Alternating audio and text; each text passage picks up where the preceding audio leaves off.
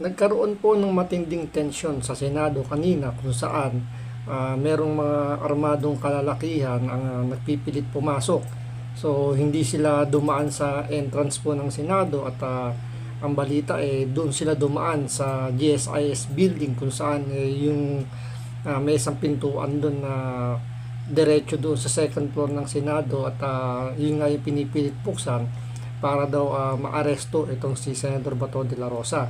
Ngayon, yung mga tao daw na yun, di umano yung mga operatiba daw ng NBI at meron silang operation doon na parang hook or by crook kailangan nilang makuha itong si Senator Bato de la Rosa para arestuhin.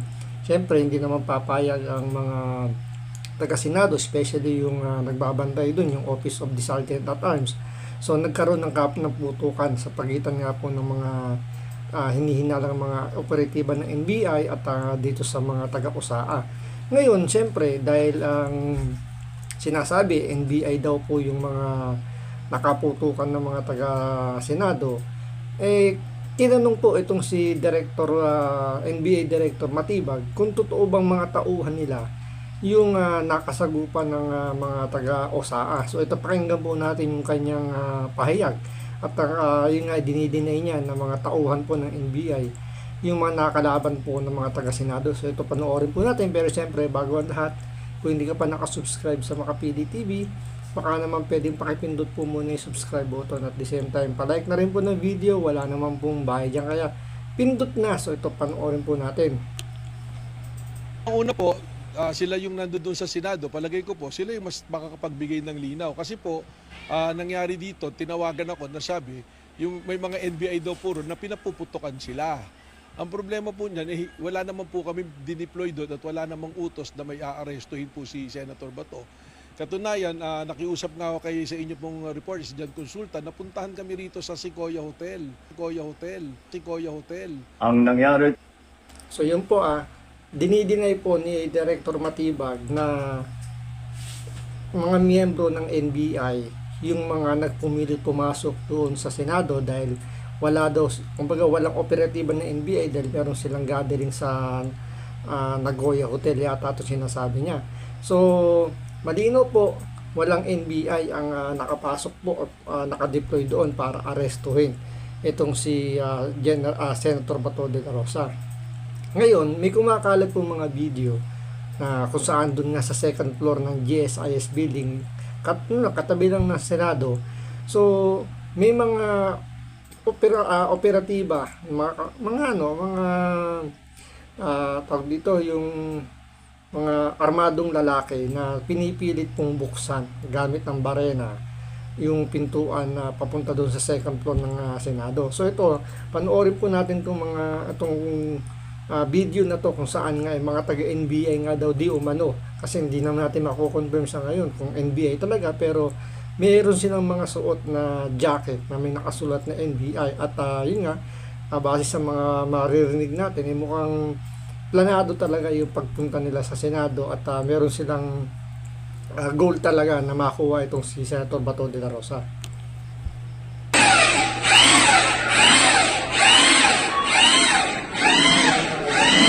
Nuts.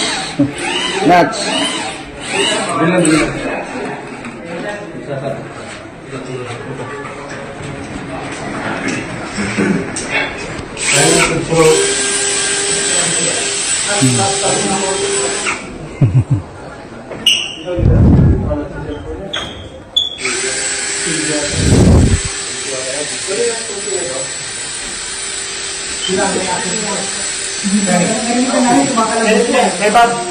may access ito, di ba? Sila ang may access ito. Sila lang po.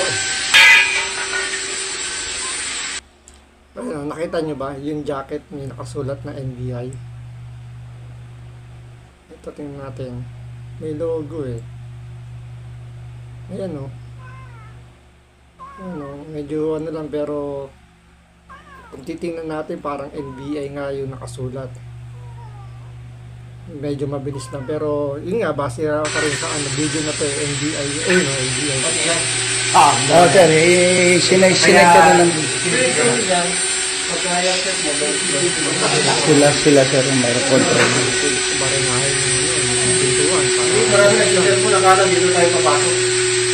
Kasi baka ang init ko, baka dito nag-interview yung mga media.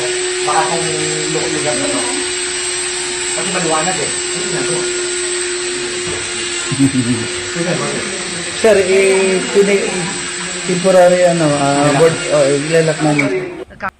So yun kita nyo talagang pinipilit ginagamitan ng barena para makapasok po sila dun sa second floor ng Senado na kung saan malapit dun yung area kung nasaan si Senator Bato de la Rosa. Ngayon, may isa pang nilabas dito si Senator Amy na di umano may nahuli nga daw na operatiba ng NBI. So malaki yung posibilidad na NBI talaga yung nagpupumilit na pumasok sa Senado para nga hulihin o arestuhin itong si Senator Bato de la Rosa. Nagkakagulo pa rin kami rito kasi ang balita may nahuli na isang NBI na CA, confidential agent, na binalikan yung kanyang tactical bag na siyang naiwan dito sa hagdan ng second floor kung saan nagmula yung putukan. Ngayon, yung tao na nahuli, pinangalanan yung NBI boss niya, si Attorney Bomediano ng NBI Transnational Crime.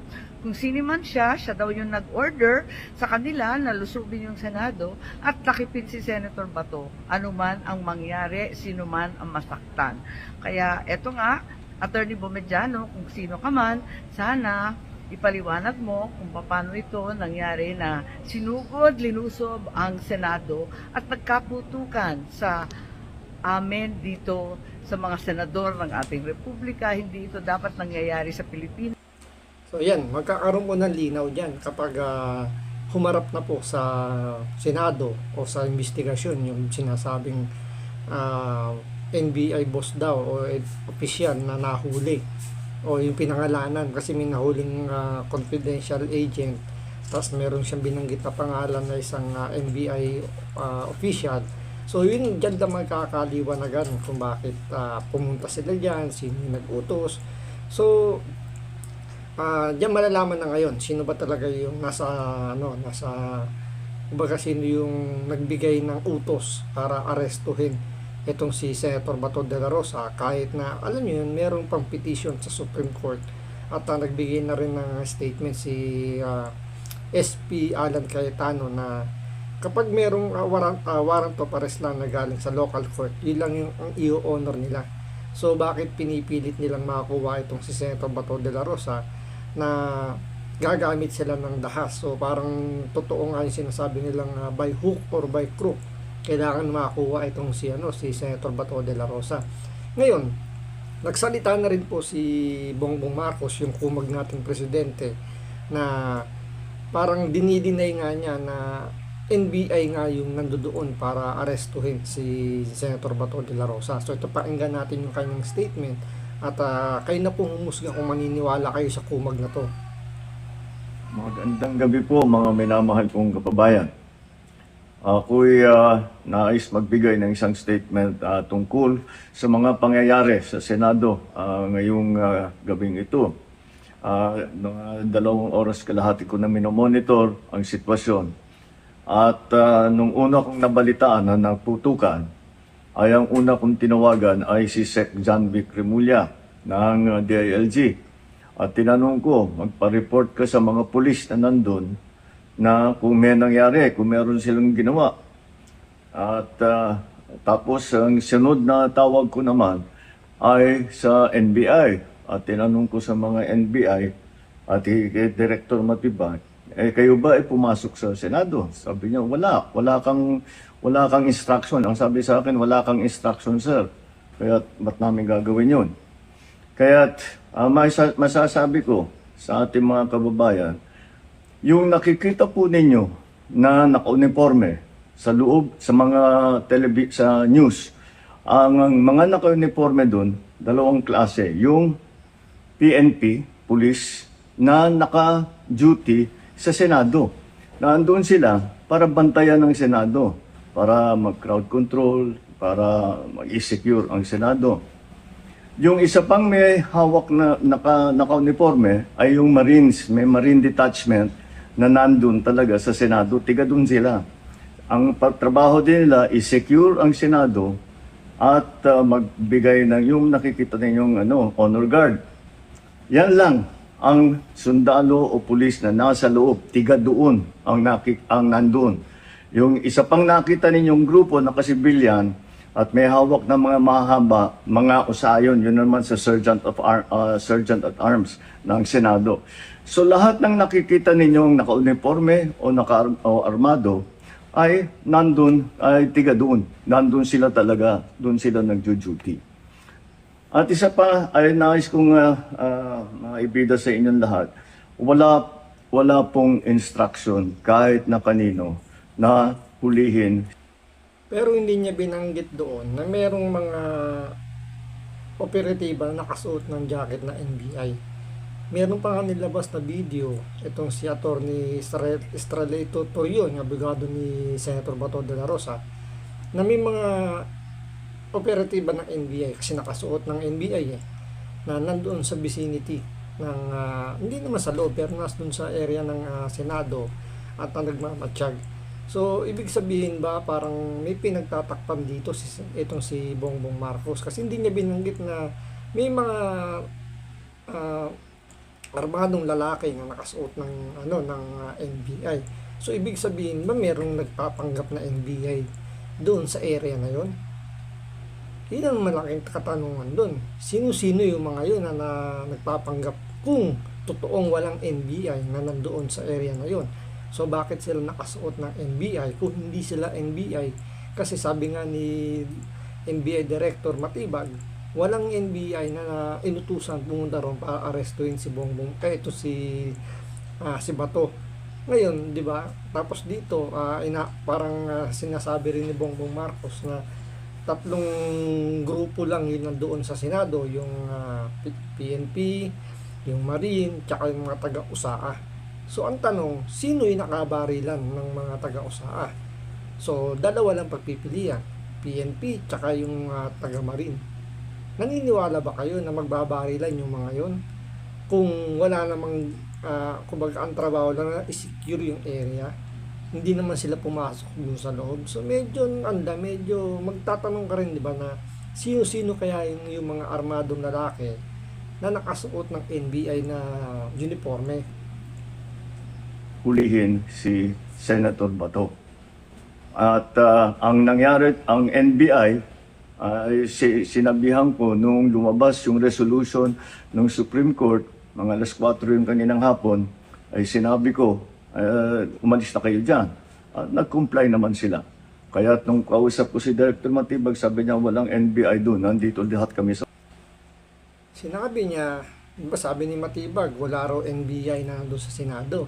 Pero nung tinawagan daw ni Bongbong Marcos si Matibag at in-instruction niya na paalisin na yung mga NBI doon sa Senado dahil meron ng resolution na nilabas ng Supreme Court. So medyo parang hindi sila nag-usap ng maigi o merong hindi sumusunod sa script sa mga pahayag nila. Kasi sabi ni Matibag, walang NBI doon. Pero sabi ni Bongbong Marcos, tinawagan niya at pinaalis niya yung mga operatibo doon dahil merong resolution ng Supreme Court. Ano ba talaga ang katotohanan dito, Bongbong Marcos?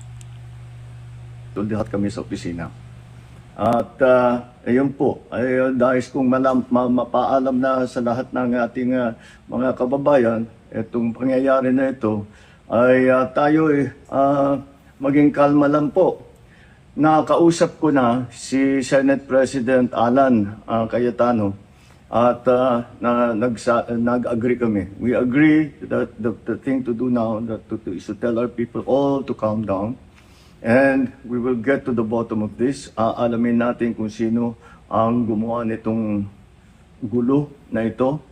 Ito ba ay talagang nagka-inkwentro lang o ito ba ay may kasama sa mga distab o nagsusimula ng gulo? Kailangan po natin malaman yan. Kaya mag-iimbestiga sabay ang Senado at saka ang PNP tungkol dito. At masasabi ko lang at para hindi po mag-alala ang taong bayan, hindi po gobyerno ang gumawa nito. Walang pumasok na tigalabas na sundalo na militar na NBI sa Senado. Hindi po natin alam kung sino yon na nasumubok na pumasok at saka dahil doon ay nagkaputukan. Aalamin po natin. Kinukuha po natin, kinukulikta natin ngayon lahat ng ebidensya na nandiyan.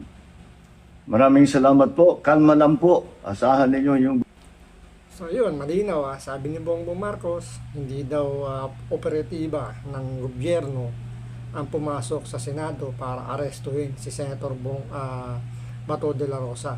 So pinalalabas niya rito na mukhang may outside force ang gumawa ng kaguluhan dito at pinasok yung destabilization para siyempre, sino ba i-destabilize? Siyempre yung gobyerno ni Bongbong Marcos. So ang lumalabas dito ngayon, mukhang ituturo to sa mga Duterte at Duterte ang gumawa ng gulo para magkaroon ng alinlangan, para magkaroon na naman ng destabilization sa pamumuno ni Bongbong Marcos. So walang pag-amin pa sa ngayon kung sino talaga yung mga tao na yon. So pwede kayang mga mga NPA o mga tao ng mga kriminal, ng mga drug lord, para alam niyo nagpanggap na NBI para maagante dito kay Senator Bato de la Rosa. Kasi kung hindi sila taga NBI at nakuha nila si Bato de la Rosa, baka malamang sa malamang makita na lang natin na agapos at merong sako sa ulo itong si Bato de la Rosa dahil paano nagkaroon ng access ng uniform, di ba, mga ganon. Paano sila nakapasok doon sa GSIS building, paano sila, alam nyo, nakapag-coordinate para barinahin yung pinto. So, maraming question. Pero dahil nga sabi ni Senator Amy Marcos may nahuli raw na agent ng NBI at meron siyang binanggit na pangalan, doon magkakaalamanan kung sino ba talaga ang nasa likod ng panggugulo o pagpasok doon sa Senado at nagkaputukan kasama ang mga taga-USAA. So, antayin natin yung mangyayari dyan. So, hanggang dito lang po muna. Maraming salamat po sa panonood. Ingat po kayo lagi. God bless.